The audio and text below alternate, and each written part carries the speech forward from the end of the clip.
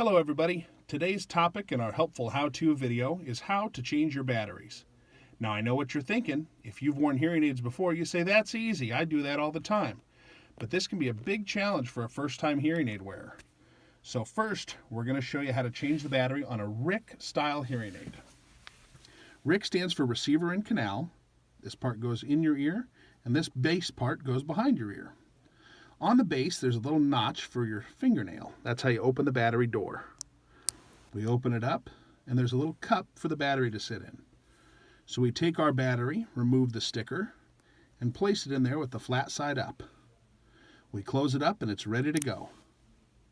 They've done away with most on and off switches on hearing aids nowadays, mainly because people would automatically turn them off and not know that they'd done it, leading to a lot of confusion. So now, to turn the hearing aids on and off, you just open and close the battery door. Next, we're going to work on an ITE, or in-the-ear hearing aid. This beige part is what's called the faceplate. It houses the battery door, the microphones, the push button, and the volume wheel, depending on the size. So we take our fingernail, open up that battery door, and you see it opens up like a little arm. We take our battery after removing the sticker, place it in there with the flat side up, close the door, and we're good to go. Now that we've shown you how to change your batteries on a RIC style hearing aid and a inside the ear hearing aid, we'll show you a rechargeable hearing aid.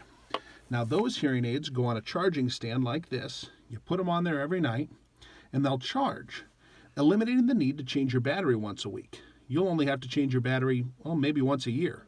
So if changing your batteries sounds tedious or stressful to you, maybe a rechargeable option is what's best.